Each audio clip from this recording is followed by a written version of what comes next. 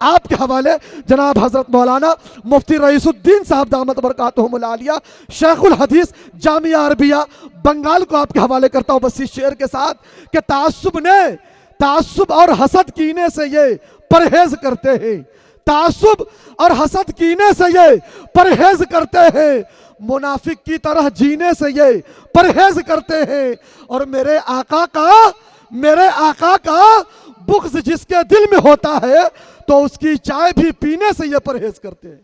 الحمدللہ نحمده ونستعینه ونستغفره ونؤمن به ونتوکل علیہ ونعوذ باللہ من شرور انفسنا ومن سیئات اعمالنا من يهده الله فلا مضل له ومن يضلله فلا هادي له ونشهد أن لا إله إلا الله وحده لا شريك له ونشهد أن سيدنا ونبينا ومولانا محمدا عبده ورسوله صلی اللہ تعالی علیہ وعلى آلہ واصحابہ وازواجہ وذریاتہ وبارک وسلم تسلیما کثیرا کثیرا اما بعد فاعوذ باللہ من الشیطان الرجیم بسم اللہ الرحمن الرحیم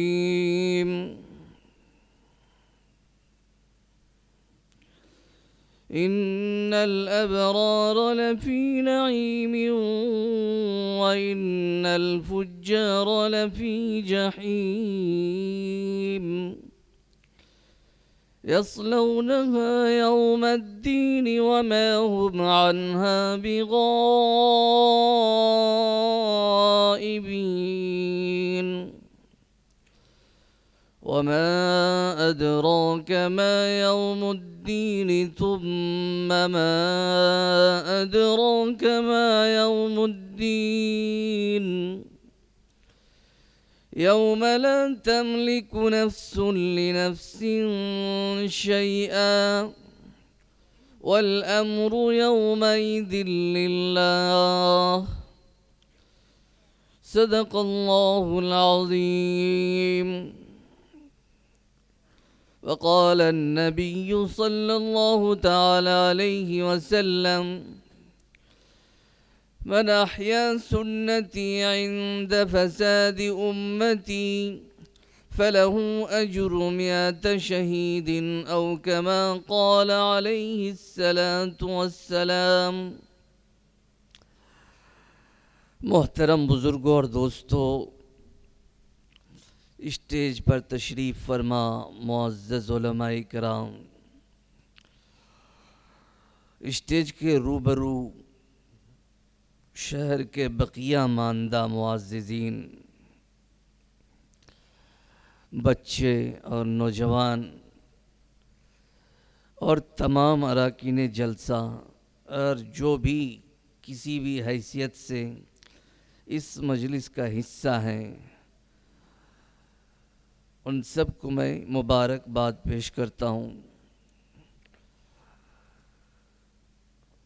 ہم سے بہت بڑے بڑے کام ہوتے ہیں، ہوتے رہیں گے، لیکن وہ سب دنیا یا کسی اور نسبت پر منعقد ہوتی ہے۔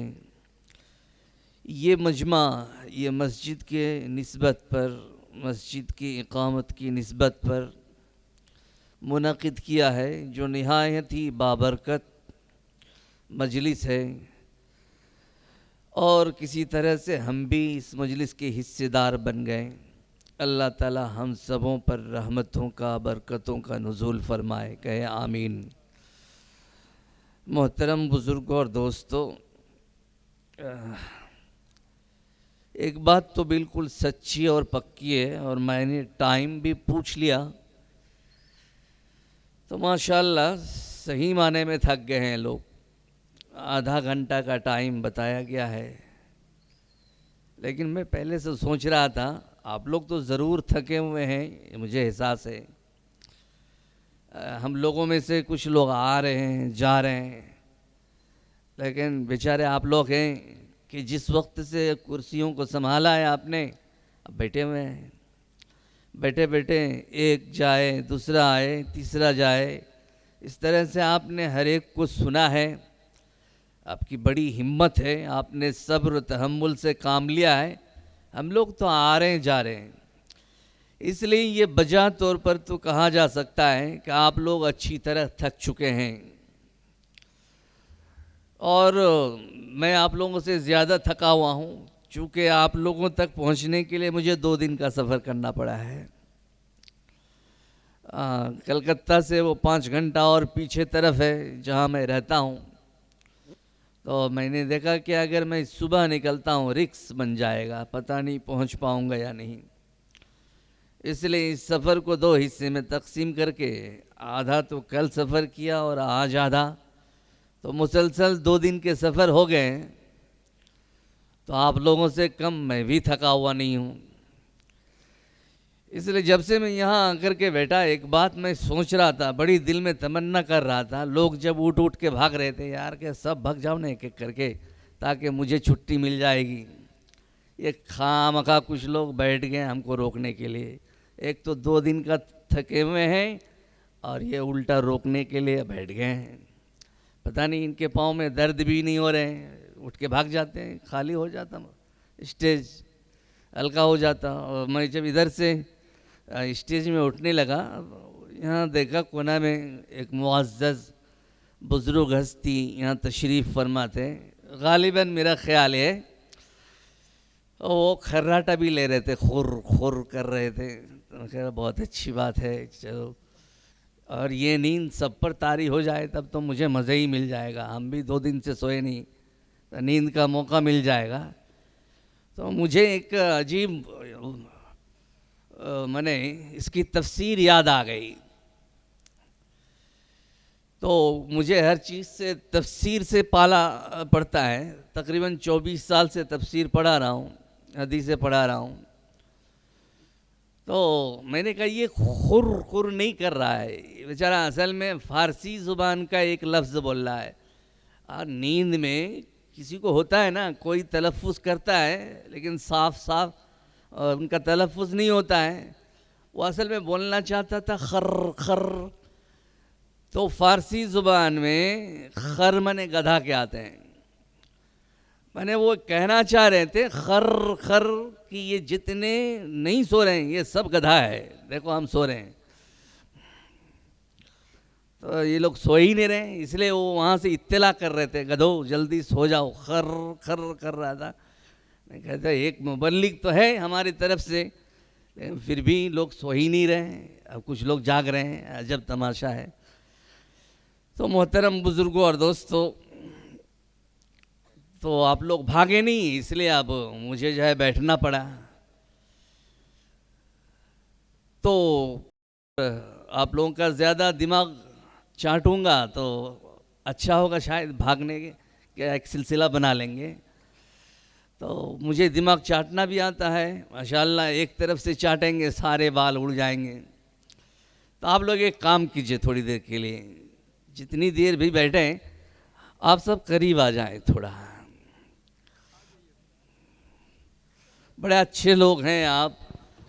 میں آپ کی ہمت کی داد دیتا ہوں.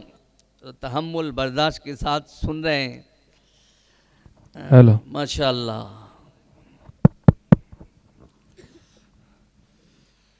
تو آپ لوگ خراٹا نہیں لینا ہے، ٹھیک ہے؟ پہلے یہ وعدہ کر لیجئے. ایک دم زندہ ہو کر کے بیٹھنا ہے. میں آدھا گھنٹہ میں ہی بات ختم کر دوں گا انشاءاللہ تعالی. ایک آیت تلاوت کروں گا، اس کا ترجمہ کروں گا اور اس کا مطلب بیان کروں گا، بات ختم کر دوں گا انشاءاللہ تبارک و تعالی. تو محترم بزرگوں اور دوستو، مسئلہ آتا ہے نیت پر. آدمی نیت ٹھیک کرے تو کام ٹھیک ہوتا ہے، اس کا وزن بھی ہوتا ہے اور اس کا پورا بدلہ بھی اللہ تبارک و تعالی عنایت فرمائیں گے۔ ایک حدیث پاک ہے، آپ لوگوں نے سنا ہے، بار بار سنا ہے، انما الاعمال بالنیات، تمام تر عمل کا دار و مدار نیت پر ہوتا ہے، نیت پر ہے، نیت پر ہوگا۔ نیت جیسی ہوگی اللہ تعالیٰ اس کا جزا اور سزا، اس کا بدلہ بھی ویسے ہی دیں گے۔ تو محترم بزرگوں، دوستو، کبھی کبھی ایسا ہوتا ہے کہ ہمیں خود ہی اپنی نیت کی خبر نہیں ہوتی ہے، نیت ہماری ہے لیکن ہمیں اپنی نیت کی خبر ہی نہیں ہے، یہ بھی عجب مسئلہ ہے۔ تو نیت کیوں صاف ہونا ضروری ہے؟ نیت کو پہلے صاف کرنا کیوں ضروری ہے؟ اس کے بغیر اگر ہم نے مسجد میں پیسہ دے دیا، ہم نے نعرے لگائے، خیر بھائی آپ کا ایک اور شکریہ ادا کرتا ہوں، آپ نے بڑا اچھا کام کیا ہے۔ تو میں پہلے تو سن رہا تھا مجمع کے آغاز میں کہ زندہ آباد کے نعرے بھی آ رہے تھے، ماشاءاللہ اچھے جذبے والے لوگ ہیں، تو زندہ آباد کے نعرے لگا رہے ہیں۔ تو آپ نے بہت اچھا کام کیا ہے، میرے لیے آپ نے زندہ آباد کا نعرہ نہیں لگایا، چونکہ ماشاءاللہ میں پہلے سے زندہ ہوں، اس لیے نعرہ لگانے کی ضرورت نہیں ہے۔ تو کہتے ہیں نیت کو صاف کرنے کی ضرورت کیا ہے؟ تو اس کی وجہ یہ بتاتے ہیں، آپ نے دیکھا ہے یہ جو سامنے بلڈنگ ہے، شاید یہ مسجد ہی ہے کیا؟ مکان ہے، مسجد ہی ہے ماشاءاللہ۔ تو اس کے اوپر ٹنکی آپ نے دیکھا ہوگا، چھت کے اوپر کوئی ٹنکی ہوتا ہے اور اس ٹنکی سے پائپ نکالتے ہیں، پھر پائپ آگے جاتا ہے، جاتے جاتے اس سے 1 2 3 4 اور پائپ نکل جاتے ہیں، پائپ پر پائپ بنتا چلا جاتا ہے۔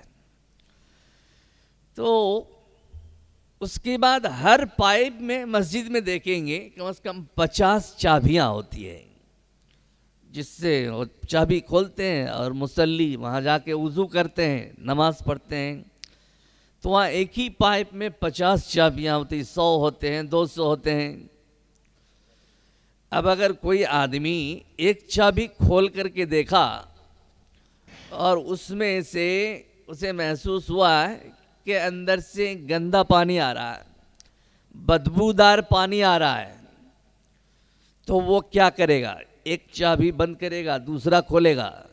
بھائی ایک ہی پائپ میں ساری چابیاں لگی ہوئی ہیں، تو جس کو بھی کھولے گا وہ وہی پانی آئے گا، تو ہر ایک سے ناپاک پانی ملے گا یا بدبودار پانی ملے گا۔ اب وہ کرتا کیا ہے؟ ہر ایک چابی کو کھول کے دھوتا ہے، دھو کے پھر لگاتا ہے اس کو، تو کیا اس سے خوشبودار پانی آئے گا؟ نہیں آئے گا۔ اس کے بعد اگر آپ نے اس پورے پائپ کو دھو دیا تو کیا خوشبودار پانی آئے گا؟ نہیں آئے گا۔ اس طرح سے آپ جتنے بھی پائپ ہیں تمام پائپوں کو آپ جو ہے دھونا شروع کر دیں تو پانی ویسے ہی آئے گا، بدبودار پانی آئے گا۔ تو بدبودار پانی کو دور کرنے کے لیے، اچھا خوشبودار پانی پانے کے لیے ایک کام کرنا پڑے گا کہ ٹنکی کو صاف کرنا پڑے گا۔ اگر ٹنکی میں چوہا مرا ہوا پڑا ہے اور وہ پھٹ گیا ہے، اس سے پانی میں بدبو پھیل گیا ہے، تو پہلے اس چوہے کو، مرے ہوئے چوہے کو ہم باہر نکال کر کے پھینکیں گے۔ غور سے سنیں گے، فائدے کی بات بتا رہا ہوں، سوئیں گے نہیں، ایک دم دھیان سے سنیں گے۔ سب سے پہلا کام اچھا پانی پانے کے لیے چوہے کو وہاں سے نکال کر کے پھینکنا پڑے گا، اور اس کے بعد پانی کو بھی پھینکنا پڑے گا، اس کے بعد ٹنکی کو دھونا پڑے گا، پھر اس میں پانی ڈالیے تو ہر پائپ میں، ہر چابی میں اچھا پانی آئے گا، آپ کو وہاں جا کر کے اچھا پانی ملے گا۔ اگر ٹنکی میں یہ مرا ہوا چوہا پڑا رہے گا تو پانی گندا ہی رہے گا، اب جتنا پائپ دھو لیں وہ گندا پانی آئے گا۔ تو یہ میں نے مثال دیا، مرا ہوا چوہا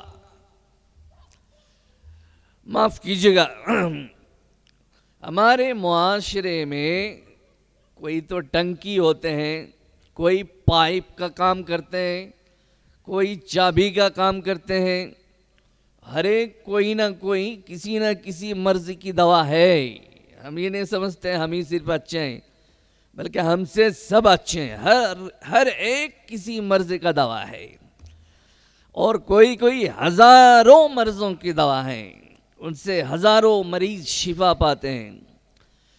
تو جی جناب، ہمارے معاشرے میں کوئی تو چابی کا کام کرتا ہے، کوئی چھوٹا پتلا پائپ کا کام کرتا ہے، کوئی موٹا پائپ کا کام کرتا ہے، اور کوئی ٹنکی کا کام کرتا ہے۔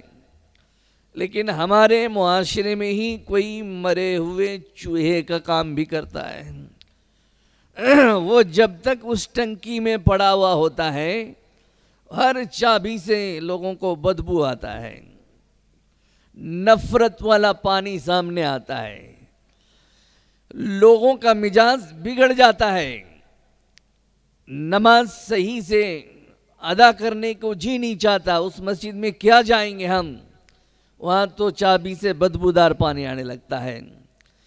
تو اس طرح سے وہ چوہا ٹنکی میں جب تک پڑا رہتا ہے، تو میرے محترم بزرگ دوستوں، ہمارا پورا معاشرہ، یہ پورا خرچہ پانی، یہ محنت، اور نہ جانے کیا کیا اور کیا کیا ہوتے رہیں گے، سب بیکار ہو جاتے ہیں۔ یہ چوہا ٹنکی میں پڑا ہے۔ تو ہم لوگ کیا کرتے ہیں جناب، جب چوہا ٹنکی میں پڑا ہے تو پائپ کو دھونا شروع کرتے ہیں، فرش کو دھونا شروع کرتے ہیں، چابی کو دھونا شروع کرتے ہیں۔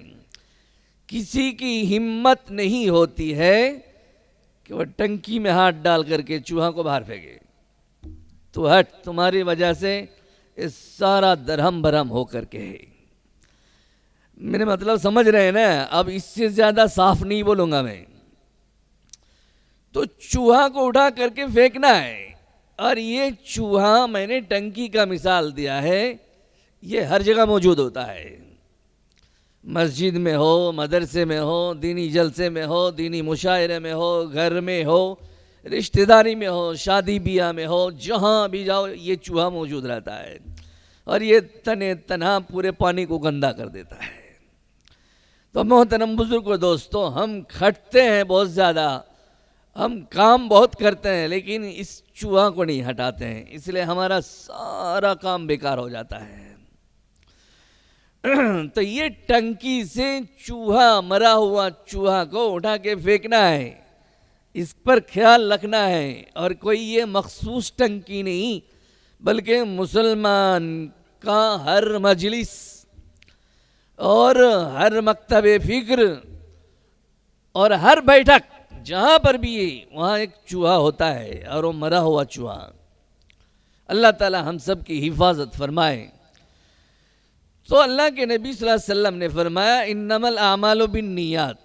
جس طرح سے ایک انسان پائپ کو دھونے سے اچھا پانی نہیں پائے گا، جب تک مرا ہوا چوہا اس ٹنکی سے اٹھا کر نہیں پھینکے گا اور اس کو دھوئے گا نہیں، وہ اچھا پانی نہیں پائے گا۔ تو اللہ کے نبی نے فرمایا، یہ جو ہم کیا کرتے ہیں، نماز کے لیے جاتے ہیں، بڑے خضوع کے ساتھ ہاتھ دھوتے ہیں، اور اس کے بعد سردی میں بھی ٹھنڈ پانی سے ہم اپنے چہرے دھوتے ہیں، کرنیوں سمیت ہاتھ دھوتے ہیں، پاؤں دھوتے ہیں، انگلیوں کے خلال کرتے ہیں، داڑھیوں کے خلال کرتے ہیں، اچھی طرح سے اپنے کو تکلیف میں ڈال کے وضو کرتے ہیں، اور اس کے بعد نماز پڑھنے کے لیے جاتے ہیں۔ تو یہ جو ہے ہاتھ پاؤں، یہ سب پائپ لائن ہے، یہ سب پائپ لائن ہے۔ ہم نے پائپ لائن کو دھویا ہے، اور ہم نماز پڑھنے کے لیے کھڑے ہو گئے، بس۔ تو اللہ کے نبی نے فرمایا، اس ٹنکی میں، یہ جو ٹنکی ہے، اس ٹنکی میں ایک مرا ہوا چوہا پڑا ہوا ہے، اس کو باہر نکال پہلے۔ وہ مرا ہوا چوہا پہلے باہر نکال کے پھینک، تو یہ پائپ لائن خود بخود صاف ہو جائے گا اور اچھی عبادت ہوگی۔ اللہ تعالیٰ قدر فرمائیں گے، اللہ تعالیٰ قبول فرمائیں گے، اللہ تعالیٰ اس کا بدلہ عنایت فرمائیں گے۔ اور اگر اس ٹنکی میں وہ مرا ہوا چوہا پڑا ہے، کچھ بھی ہو سکتا ہے مرا ہوا چوہا، آپ کیا سمجھتے ہیں؟ لوگوں کو دکھانے کے لیے نماز پڑھنا یہ مرا ہوا چوہا ہے؟ اتنے چوہے ہیں کہ آپ کے سر میں اتنے بال نہیں ہیں، اور سر کے بالوں کو مثال دینا یہ بہت کم ہے۔ ہزاروں گدھوں کے پیٹھ میں جتنے بال ہوتے ہیں وہ بھی کم ہیں۔ اتنے قسم کے چوہے اس دل میں پلتے ہیں اور ہم پالتے ہیں، اور ہمیں اس کی خبر نہیں ہوتی ہے کہ ہم نے کتنے چوہے پال رکھے ہیں۔ تو میرے محترم بزرگوں دوستو، یہ جبے قبے، یہ پائپ لائن کو اس کو سجانا ہے، اس کے علاوہ کچھ نہیں ہے۔ تو جب ہمارے دل میں اتنے چوہے رہتے ہیں تو اس کو بھگانے کا کیا طریقہ ہے؟ علماء اکرام نے اس کے لیے کچھ آسان سی دوائیں بیان کی ہے۔ ہم بھی اگر اس پر عمل کریں گے تو اللہ تبارک و تعالیٰ کامیابی عطا فرمائیں گے۔ ایک کتاب میں نے دیکھی ہے تقریباً 20-25 سال پہلے، حیات الحیوان، وہاں پر مینڈک کے بحث میں علامہ دمیری رحمۃ اللہ علیہ نے ایک واقعہ لکھا ہے اور حدیث سے اپنی بات کو مدلل فرمایا۔ اس میں لکھا ہے، بھائی یہ کیمرہ عمرہ کریں گے، وہ ٹھیک تو تھا، سیدھے سیدھے کر رہے تھے، توجہ ادھر ادھر بڑھ جاتی ہے۔ اب ہمارے بھائی لوگ آپ کو دیکھنا شروع کر دیتے ہیں۔ ارے ہم ہی کو دیکھو، سب کسی کو مت دیکھنا، ٹھیک ہے؟ ایک دم نہیں دیکھنا، کہ پیسہ دینے سے بھی مت دیکھنا، ٹھیک ہے؟ تو جی جناب، وہ فرماتے ہیں شیطان یہ وسوسہ ڈالتا ہے بندہ کے دل میں آ کر کے۔ تو وسوسہ کیسے دیتا ہے؟ اس کے پاس بھی پائپ ہے، آپ نہیں جانتے ہیں کہ صرف ہمارے پاس پائپ ہے۔ کہتے ہیں کہ وہ آ کے انسان کے بائیں کاندھے پر آ کر کے بیٹھتا ہے، اور اس کی شکل اس وقت مینڈک جیسی ہوتی ہے۔ اور مینڈک جیسی تو اس کی شکل ہوتی ہے اور یہاں کے بیٹھتا ہے، لیکن اس کی ناک میں ایک سونڈ ہے، ہاتھیوں جیسا ایک لمبا سونڈ ہے، اور اس سونڈ والا مینڈک یہاں کاندھے پر بیٹھتا ہے، اور کاندھے سے قریب یہاں پر دل ہے۔ ایک بالشتی بھی نہیں ہے، اس سے بھی کم ہے، 10 انگلی ہوں گے، یعنی 5-6 انچ کا فاصلہ ہے۔ تو کاندھے میں بیٹھ کر کے اس دل کے درمیان فاصلہ 5-6 انچ کا ہے، وہ 5-6 انچ کا ہے، ایک پائپ لائن لگاتا ہے وہ سونڈ، اس سونڈ کو اس دل کے اندر وہ گھسا دیتا ہے، اور جب تک یہ سونڈ اس کے دل میں گھسا ہوا ہوتا ہے، طرح طرح کے وسوسے، نماز پڑھتے ہیں اور نماز ہی میں چھکے مارنے لگتے ہیں۔ آج جو ہے نا، جو ہے بال صرف اسٹیڈیم سے باہر نہیں جائے گا، پورے رانچی سے باہر جانا چاہیے، یہی سب سوچتے رہتے ہیں۔ اور وہاں سے یہ وسوسہ ڈالتا ہے، کبھی چھکے کا، کبھی مکے کا، کبھی تھپڑ کا، یہ سارے وسوسے، برائٹیز الگ الگ، یہ سب وسوسے دل میں وہ ڈالتا رہتا ہے۔ تو جب اس کا پائپ لائن بچھا ہوا ہے تو بچیں گے کیسے ہم؟ تو اللہ کے نبی صلی اللہ علیہ وسلم نے فرمایا، فَإِذَا قَالَ الْعَبْدُ، جب کوئی بندہ کہتا ہے اللہ، تو اس کی سونڈ میں آگ لگ جاتا ہے۔ ایک بار اللہ کہنے سے اس کی سونڈ میں آگ لگ جاتا ہے، بس یہ کرنٹ کا جھٹکا لگنا ہے، فٹ سے اپنا سونڈ اوپر اٹھا لیتا ہے کہ یہ تو بدماش ہے، میرے سونڈ کو بھی جلا رہا ہے۔ میں اپنا پائپ بچھا کر کے رکھا ہوں، یہ امریکہ کی طرح وہ اپنا پائپ لائن بچھا کے رکھا ہے کویت میں، کنواں سے جتنا تیل باہر آئے گا سیدھے اس کے جہاز میں جا کے گرے گا۔ تو اسی طرح ابلیس بھی ایک پائپ لائن بچھا کے رکھا ہے، ہر وقت بھر کے رکھتا ہے، وسوسہ ڈالتا ہے۔ تو جب بندہ اللہ کہتا ہے ایک مرتبہ تو اس کی سونڈ میں آگ لگ جاتا ہے، اور آگ لگنے کے ساتھ اس کو ہٹا لیتا ہے وہ، تو بس وہ بھاگ لیتا ہے۔ تھوڑی دیر تو اس میں جلن سوزش تو رہے گی، وہ تھوڑا بھاگ جاتا ہے، اس کو سہلاتا ہے جا کے یہ بدماش بندہ میرے سونڈ کو جلا دیا. اس کے بعد اگر یہ ہر 5 منٹ میں ایک بار اللہ کہتا ہے تو پھر دور کھڑا ہوتا ہے، اور اگر مسلسل اللہ کا ذکر کرتا ہے تو پھر اس کے پاس نہیں آتا ہے. تو یہ شیطان کے وسوسے سے وہ بچ جائے گا اور یہ ٹنکی مرے ہوئے چوہے سے پاک ہو جائے گا. پھر سارا عمل اچھا ہوگا، سارا کام اچھا ہوگا میرے محترم بزرگوں اور دوستوں. تو اس کے لیے کیا کرنا ہے؟ ذکر کرنا ہے. اللہ کے نبی صلی اللہ علیہ وسلم کے بارے میں حضرت عائشہ رضی اللہ تعالی عنہ فرماتی ہیں یذکر فی کل احیانہ، اللہ کے نبی صلی اللہ تعالی علیہ وسلم اللہ کا ذکر فرماتے تھے، ہر وقت ذکر فرماتے تھے. 3 وقت مستثنا ہے، 3 وقت میں ذکر نہیں کرنا ہے. ایک تو جب بیت الخلاء میں جائے وہاں ذکر نہیں کرنا ہے. دوسرا جب میاں بی بی یکجا ہو تو وہاں بھی ایک دعا ہے، لیکن وہ زبان سے نہیں ہے، دل میں اس کا خطر گزرتا ہے تو زبان سے ذکر نہیں کرنا ہے. اور یہ خطبہ ہے، خطبہ کے موقع پر یہ خود ذکر ہے، اس کے بعد کوئی دوسرا ذکر اس میں نہیں ٹھوسنا نہیں ہے. تو فرمایا اذا خرج الامام فلا صلاۃ ولا کلام، جب امام نکل پڑے یعنی خطبہ کے لیے تو اب کوئی بات چیت جائز نہیں، نماز جائز نہیں، تلاوت جائز نہیں، تسبیح جائز نہیں، اب صرف ذکر اللہ سننا ہے. کون سا ذکر اللہ؟ جس کو اللہ تعالیٰ نے فرمایا فَاسْعَوْا إِلَىٰ ذِكْرِ اللَّهِ، اب تم دوڑ لگاؤ اللہ تعالیٰ کے ذکر کی طرف. تو میرے محترم بزرگوں اور دوستوں، اس ذکر کو سنتے رہو، یہی ذکر ہے، اس کے علاوہ کوئی دوسرا ذکر نہیں چلے گا. تو میں نے آپ حضرات کے سامنے ایک ہی مختصر سی ایک آیت تلاوت کروں گا، اس پر چند منٹ بات کروں گا، ختم کر دوں گا انشاءاللہ تعالی. اس لیے کہ آپ لوگوں سے زیادہ میں تھک رہا ہوں. میں دعا کر رہا ہوں کہ آپ لوگ مجھ سے پہلے تھک جائیں، لیکن تھکنے کا نام ہی نہیں لیتے آپ لوگ. عجب مسئلہ ہے. تو میرے محترم بزرگوں اور دوستوں، اللہ تعالیٰ نے قرآن کریم میں ایک آیت ارشاد فرمایا وَلَقَدْ ذَرَأْنَا لِجَهَنَّمَ كَثِيرًا مِّنَ الْجِنِّ وَالْإِنسِ لَهُمْ قُلُوبٌ لَا يَفْقَهُونَ بِهَا إِلَى آخِرِ الآیہ.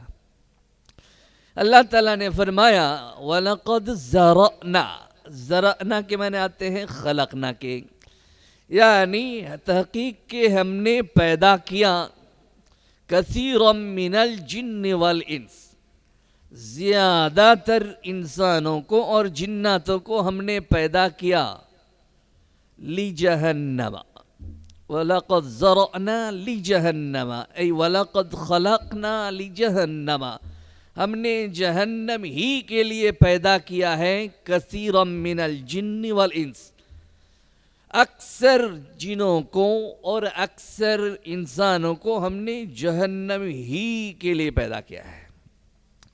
تو میرے محترم بزرگوں دوستو، قرآن کریم میں جتنے آیات ہیں یہ ان مشکل آیاتوں میں سے ایک مشکل ہے. اللہ تعالیٰ نے فرمایا کہ زیادہ لوگوں کو ہم نے جہنم ہی کے لیے پیدا کیا ہے، یعنی اس کو وہاں جانا ہے، کچھ بھی کر لے اس کو وہاں جانا ہے.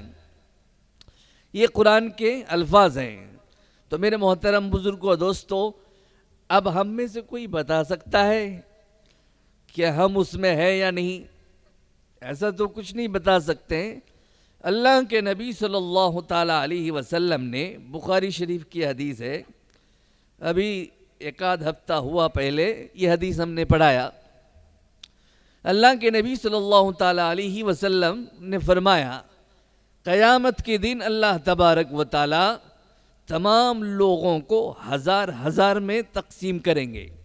یعنی حضرت آدم علیہ السلام سے لے کر کے قیامت تک جتنے لوگ آئے ہیں، اب ہیں، آتے رہیں گے، ان سب کو جمع کر کے 1000 میں تقسیم فرمائیں گے. اللہ تعالیٰ 1,000 کر کے تقسیم فرمائیں گے.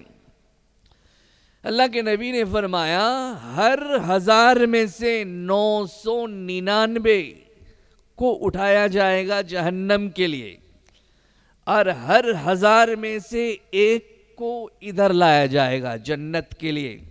سمجھتے ہیں جنتیوں سے جہنمی کتنے زیادہ ہوں گے؟ ہر 1000 میں سے 1 ادھر، اور ہر 1000 میں سے 999 ادھر۔ کتنے لوگ پھنسیں گے اس کے اندر؟ ہم بڑے مغرور ہوتے ہیں۔ کبھی ہم نے سر میں ٹوپی لگا لیا، ارے ہم تو دیندار ہو گئے، یہ 10 روپیہ دے دیا مسجد میں، ارے اس سے کیا ہوگا؟ بھائی میرے محترم بزرگوں دوستوں، جب اپنا جائزہ لیں گے، اپنے آپ کو پہچانیں گے، تو معلوم ہوگا ہم کتنے پیچھے ہیں۔ نہیں بتا سکتا ہے کوئی آدمی کہ ہم اس 1 والے میں ہیں یا 999 والے میں ہیں۔ ہم کیسے بچیں گے؟ جہنم کا پیٹ اتنا بڑا ہے، ہر 1000 میں سے 999 کھائے گا، وہ 1 چھوڑے گا جنت کے لیے، اور اس قلیل مقدار میں جنت میں جنتی جائیں گے۔ پھر اللہ کے نبی صلی اللہ تعالیٰ علیہ وسلم نے فرمایا، نہیں اللہ تبارک و تعالیٰ نے آگے پوری مکمل آیت کو ارشاد فرمایا۔ اس سے پہلے میں آپ سے عرض کروں کہ ہم میں سے کون ہے جو یہ پہچان کرے، دنیا کا کوئی علامہ، دنیا کا کوئی اللہ کے ولی، مجتہدین، اولیاء اعظام، انبیاء کرام، یہ کوئی بھی اپنے بارے میں نہیں بتا سکتے۔ یہ ذرا انوکھا لگ رہا ہے۔ اللہ کے نبی صلی اللہ علیہ وسلم نے فرمایا، ایک صحابی نے حضرت نبی کریم صلی اللہ تعالیٰ علیہ وسلم کے سامنے ایک دوسرے صحابی کی بہت تعریف کی، یہ انہوں نے ایسا عمل کیا، ویسا کیا، بڑے نیک ہے، زاہد ہے، یہ تو ضرور جنت میں جائیں گے۔ اللہ کے نبی صلی اللہ علیہ وسلم نے فرمایا، تم کو کیسے معلوم ہو گیا کہ یہ جنت میں جائے گا؟ اللہ کے نبی نے فرمایا، وَمَا يُفْعَلُ بِي مَا أَدْرِي وَمَا يُفْعَلُ بِي وَأَنَا نَبِيٌّ، مجھے معلوم نہیں ہے میرے ساتھ کیا ہوگا اور میں نبی ہوں۔ تو جب آخری نبی یہ کہنے لگے کہ مجھے معلوم نہیں میرے ساتھ کیا ہوگا، تو ہم میں سے کوئی کہہ سکتے ہیں کہ ہمارے ساتھ کیا ہوگا؟ تو یہ حال ہے میرے محترم بزرگوں دوستو۔ تو آخر ہم اپنے آپ میں کیسے پہچانیں گے کہ ہم 999 میں ہیں یا 1 میں ہیں؟ کدھر جائے گا ہمارا معاملہ؟ تو یہ تو کسی کے بارے میں نام لے کر کے اللہ تعالیٰ نے ارشاد تو نہیں فرمایا، نہ اللہ کے نبی نے اس کی نشاندہی کی، ایسا کچھ بھی نہیں ہے۔ ہاں اللہ تعالیٰ نے انٹرنیشنل 3 پہچان بتائے، انٹرنیشنل 3 پہچان بتائے، اور یہ پہچان ہر ایک آدمی سمجھ سکتا ہے، یہ کوئی بھی ایسی مشکل بات نہیں جو کوئی نہ سمجھے۔ 3 پہچان بتائے اللہ تعالیٰ نے، اس سے آدمی اپنے آپ کو تو کم از کم سمجھ سکتا ہے۔ تو پوری آیت میں پھر پڑھتا ہوں، وَلَقَدْ ذَرَأْنَا لِجَهَنَّمَ كَثِيرًا مِنَ الْجِنِّ وَالْإِنسِ۔ اب یہ سوال بنتا ہے کون ہیں جانے والے؟ تو اللہ کے نبی اللہ تبارک و تعالیٰ نے ارشاد فرمایا 3 علامت۔ پہلا علامت سنیے غور سے، لَهُمْ قُلُوبٌ لَا يَفْقَهُونَ بِهَا، اس کے پاس دل ہے۔ اللہ تعالیٰ فرماتے ہیں اس کے پاس دل ہے، لیکن دل سے وہ کچھ سمجھتا نہیں ہے، دل میں اثر نہیں ہوتا ہے۔ کتنے بک بک کے چلے گئے، کتنوں سے اچھی باتیں سنی، کتنوں نے سمجھایا، کتنوں نے ان کو پہلے تنبیہ کی، دیکھو یہ مت کرو ورنہ خسارے کا وقت آئے گا، جہنم میں جاؤ گے۔ لوگوں نے سمجھایا لیکن کچھ اثر نہیں، دل ہے سینے میں لیکن کچھ اثر نہیں، اس سے سمجھتا نہیں ہے، اس کو کام میں نہیں لگاتا ہے۔ تو کہتے ہیں لہم قلوب لا یفقہون بہا، اس کے پاس دل ہے لیکن اس میں اثر نہیں ہوتا ہے۔ یہ پہلا پہچان ہے، سمجھ گئے نا؟ یہ ان 999 لوگوں کا پہلا پہچان ہے کہ اس کے سینے میں دھڑکتا دل ہے لیکن کسی کام کے نہیں ہے، وہ کچھ اثر ہی نہیں لیتا ہے، تو یہ 999 میں سے ہے، یہ پہلا پہچان ہے۔ دوسرا پہچان اللہ تعالیٰ نے فرمایا وَلَهُمْ أَعْيُنُ لَا يُبْصِرُونَ بِهَا، اور اس کے اس کھوپڑی میں 2 آنکھیں ہیں، اس آنکھیں ہم نے دیا ہے لیکن ان آنکھوں سے یہ نہ تو غریب کو دیکھتا ہے، نہ مالدار کو دیکھتا ہے، اور نہ بڑے کو دیکھتا ہے، نہ چھوٹے کو دیکھتا ہے، نہ حق کو دیکھتا ہے، نہ باطل کو دیکھتا ہے آلو کے جیسا 2 آنکھ ہیں اس کے کھوپڑی میں، لیکن یہ آلو ہو کہ پتھر ہو کہ آنکھ ہو کوئی فرق نہیں، سب برابر ہے، یہ حق باطل کچھ دیکھتا نہیں، سمجھ گئے؟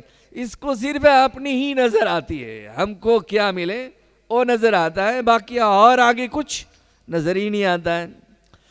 تو یہ دوسرا پہچان ہے، میرے خیال میں یہ دوسرا پہچان بھی آپ سمجھ گئے ہوں گے، یہ پوری دنیا پر فٹ ہونے والا ہے، اس جلسے میں ہی نہیں، ہر جگہ میں جہاں جہاں پر اللہ تعالیٰ نے آپ پر کچھ فرض کیا ہے، کچھ واجب کیا ہے، وہاں وہاں یہ پہچان چلے گا، آیا وہ واجب آپ کو اپنے آنکھوں سے نظر آتا ہے یا نہیں آتا ہے، وہ فرض نظر آتا ہے یا نہیں، یا آپ چشمے پوشی کرتے ہیں اور جان بوجھ کر انجان بنے بیٹھے رہتے ہیں، تو یہ دوسرا پہچان ہے 999 والوں کا۔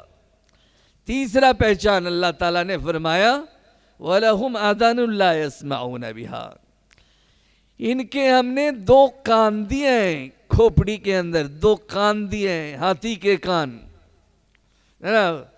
تو یہ کان ہے یا دکان ہے یا مکان ہے، کچھ بھی مان لیجئے آپ، مکان ماننے سے زیادہ فائدہ ہے، کرائے میں دینے کا فائدہ ہو جائے گا، کچھ پیسہ آ جائے گا۔ تو میرے محترم بزرگوں دوستو، یہ مکان نمبر 1 اور یہ مکان نمبر 2 تو کہتے ہیں یہ دونوں مکان بھی عجیب ہیں، اس کے اندر بالکنی ہے اور درمیان سے راستہ ہے، ادھر سے گھستا ہے ادھر نکلتا ہے اور ادھر سے گھس کے ادھر نکل جاتا ہے، تاکہ ایک کان تو دیا ہے اللہ تعالیٰ نے لیکن اس کو کام میں لگاتا ہی نہیں، سنتا نہیں، جیسے بہرا ہے، اس کو سنائی نہیں دیتی ہے، بولو تو بھاگ جائے۔ رمضان کے مہینے میں دیکھنا چاہیے، یہ نظارہ بڑا اچھا لگتا ہے، اگر مولوی صاحب نے کہیں دور سے سلام کر دیا نا تو سیدھے سمجھتا ہے یہ سلام کے بعد دوسرا دعوت چندے کا ہے، اس لیے بنا جواب دیے جلدی سے گلی سے بھاگ جاتے ہیں، میں نے جیسے سنا ہی نہیں ہے۔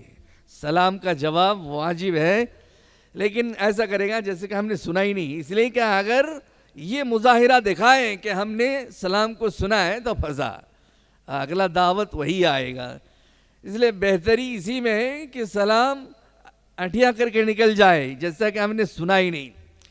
تو اللہ تعالیٰ فرماتے ہیں کہ یہ بڑے بڑے 2 ہاتھی کے مکان دیے ہیں، اس کو کام میں نہیں لگاتا، ہو سنتا نہیں، ایسا ہوتا ہے جی جناب، ایسا ہوتا ہے۔ آدمی کی دھیان کی بات بتاؤں، حضرت شیخ زکریا رحمۃ اللہ علیہ نے ایک واقعہ لکھا ہے ایک طالب علم کا، روڈ کے کنارے میں وہ بادشاہ کا مکان تھا، تو بادشاہ کے مکان کے پاس ایک اس طرح سے ہیلوجین لگا ہوا تھا اس زمانے کا، تو اس کی روشنی میں وہ بیٹھ کے پڑھ رہا تھا راستے کے کنارے میں۔ اب بادشاہ کے مکان سے لاؤ لشکر اور فوجی گاڑی جیسا ہوتا ہے، ایک پردھان منتری کس طرح سے نکلتا ہے، پورا ہنگامہ کے ساتھ روڈ میں پار ہو کے چلا گیا۔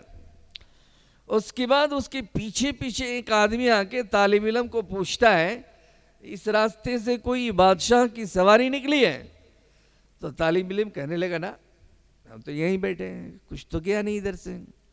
اصل میں وہ پڑھائی کے دھیان میں تھا، اس لیے اتنا شور و غل کچھ فرق نہیں ہوا اس کا، اور وہ اپنے پڑھائی کے دھیان میں۔ اس طرح ایسا بھی ہوتا ہے، پورا جلسہ یہ 2.5 گھنٹہ 4 گھنٹہ کا نکل گیا، کچھ لوگ ہوتے ہیں بیچ بیچ میں بیٹھتے ہیں، مولانا کو بھی تکاتے ہیں بیٹھے بیٹھے، لیکن آنکھیں تو مولانا کو دیکھتی ہیں، ان کا جو ہے نا یہ ٹرانسفرما کہیں اور ہوتا ہے.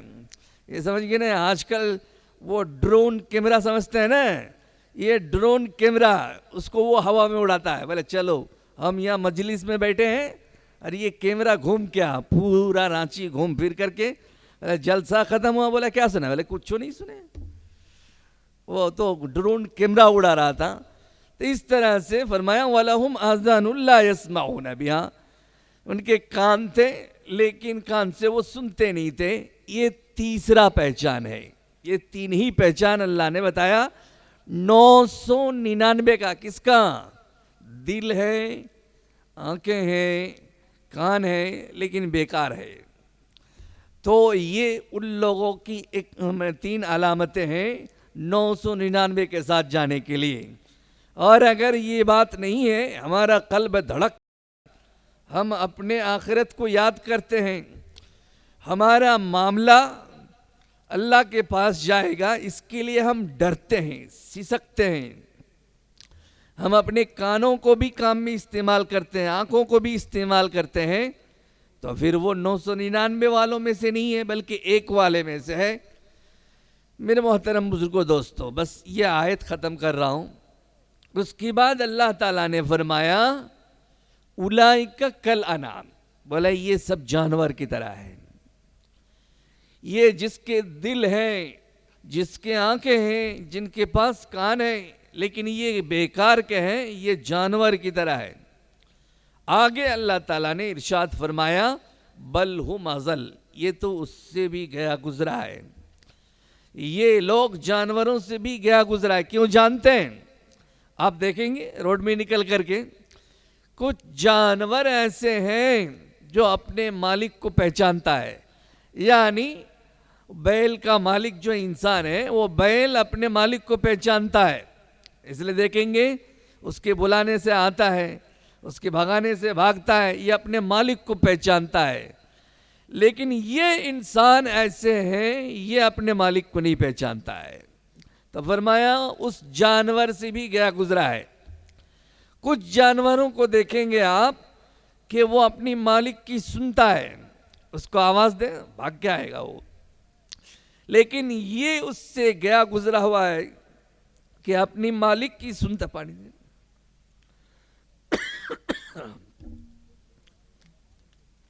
کوئی سا دے دیجیے.